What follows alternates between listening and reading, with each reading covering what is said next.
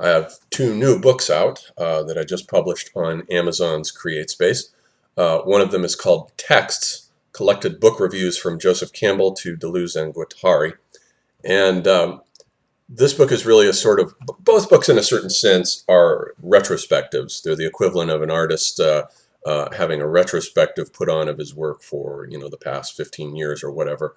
Both books are retrospective in a certain sense. What I've done in the Texts book with the collected book reviews is simply to gather up all of my book reviews that I've written since 1996. Some of them were Amazon customer reviews. Some of them were posted on my blog, culturaldiscourse.com. Some of them may have been just floating around, but now they're captured, gathered together. They're all in one spot, and they're chronologically organized. And I've written an introduction to them that contextualizes them in the history of my career as a cultural critic. And one can see, I think, as one reads through these reviews, and there's something like 60 of them. The book is somewhat longish. It's 258 pages. One can see the intellectual development that the course that I took. I started out on a path that I didn't think I was going to end up on, or rather I started out on a path as a myth studies scholar interested in the writings of Joseph Campbell and Mircea Eliade and James Fraser and Robert Graves and Maria Gambutis and those types of people. Mary Sedagast. And so a lot of the early reviews have reviews of these myth studies books, but I gradually began to realize as I worked my way through that field that it was a dead field because no new theoretical works were coming out anymore. I arrived late to the party. This was in the late 90s, early 2000s, and I think the field was dead by, 95, 96. I think it was a done deal.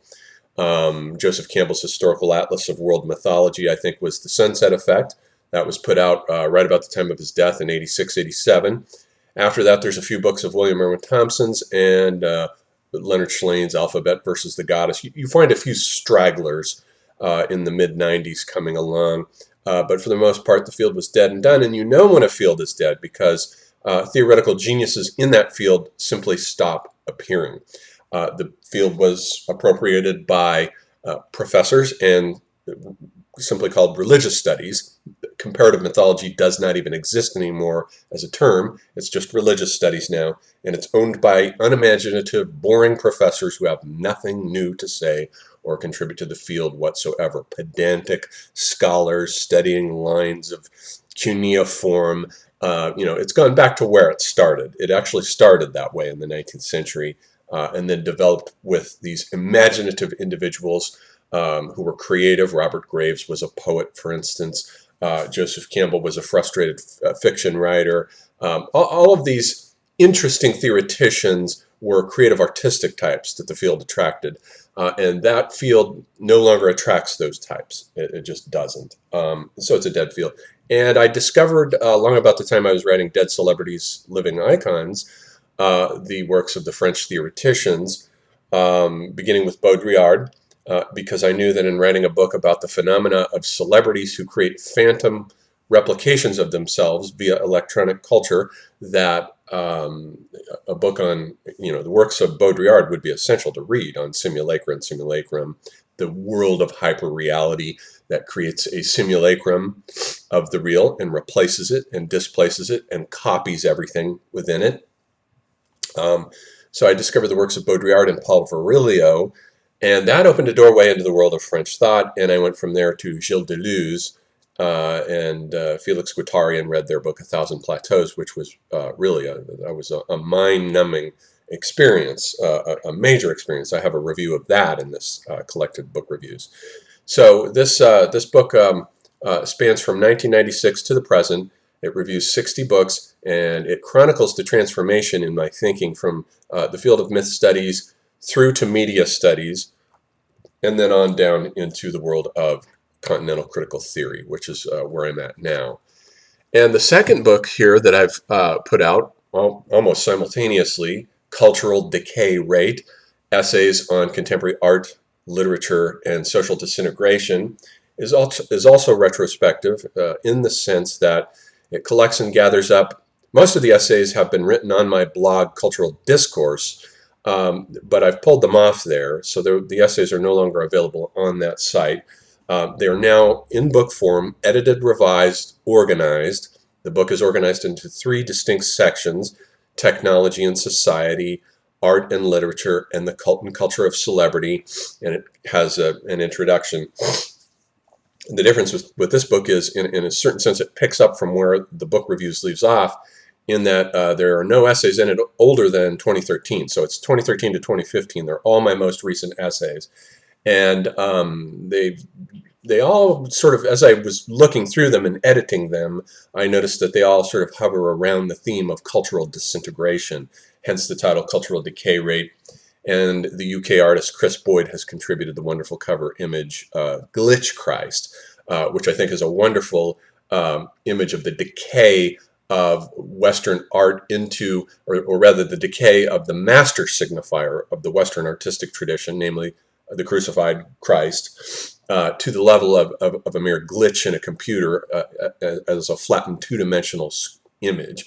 And so it's a perfect image that captures the transformation of our culture into digitization. Being has undergone a series of transformations, as anyone who has read Heidegger knows.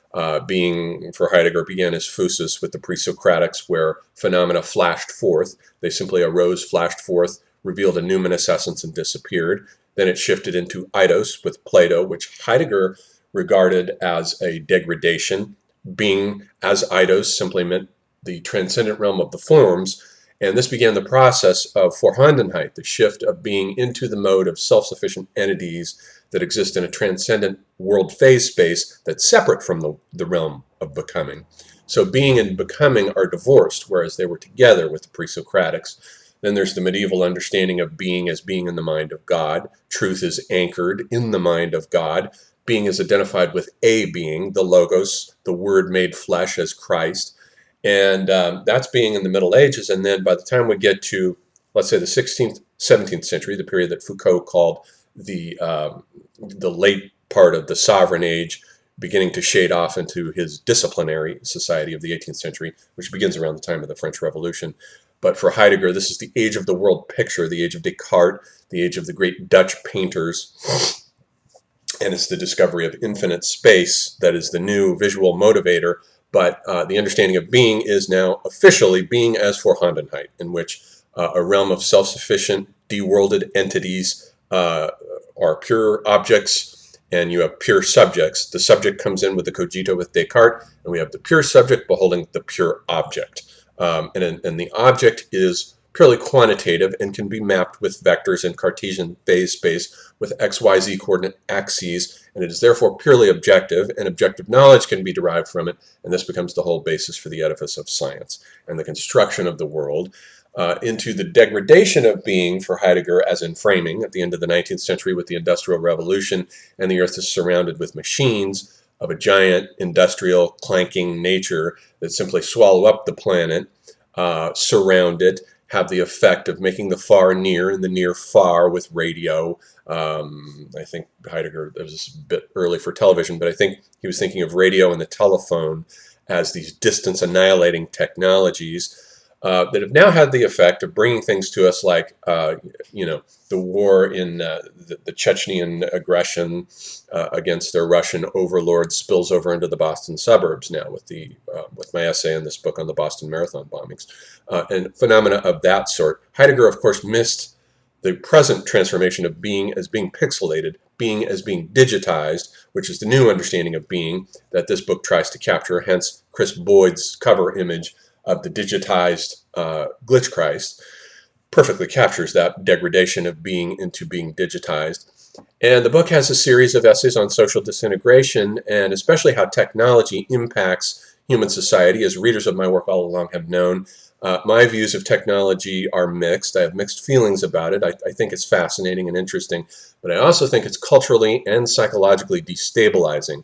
And the cult and culture of celebrity, for example, the third section of this book analyzes. In that section, there are some essays that were never published on my blog, but it analyzes the destabilizing effects of electronic replication of oneself as an avatar, which can destabilize the personality and send it crashing into a decay rate that is absolutely unpredictable and leads to all kinds of chaos.